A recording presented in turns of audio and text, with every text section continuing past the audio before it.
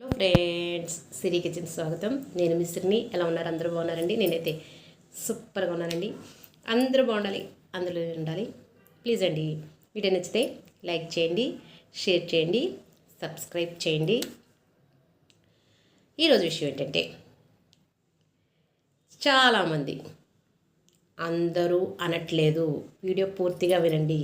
కొంతమంది అన్నీ నాకే తెలుసు,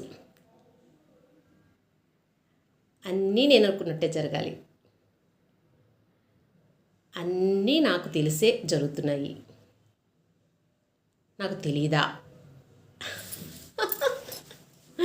నాకు నువ్వు చెప్పాలా అన్నట్టుగా ఉంటారు కదా. అలాంటి వాళ్ళకి ఏమవుతుందంటే ఆలోచన విధానం తగ్గిపోద్దండి. అన్నీ నాకే తెలుసు అనుకున్నాం అనుకోండి, ఇంకా తెలుసుకోవాల్సింది ఏముంది అని ఇదిలో వచ్చామనుకోండి, ఇంకేముంటుంది. కాబట్టి ఎప్పుడైనా సరే పెద్దవాళ్ళైనా చిన్నాళ్ళైనా చెప్పే విషయం ఏదైనా సరే వినాలి. ఏమో వాళ్ళు చెప్పే దాంట్లో మనకు తెలియని ఎన్ని విషయాలు ఉన్నాయో. అవునంటారా కాదంటారా? ఏమో, ఈ టెక్నాలజీని బట్టి చిన్నపిల్లలు చెప్పినా అది మనకి ఎన్నో రకాలుగా ఉపయోగపడుతుందేమో మనకేం తెలుస్తుంది.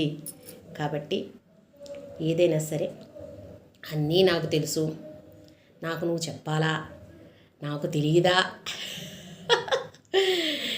నేనన్నా చిన్నదాన్నా అలా అనుకోవడం కంటే చెప్పేది విని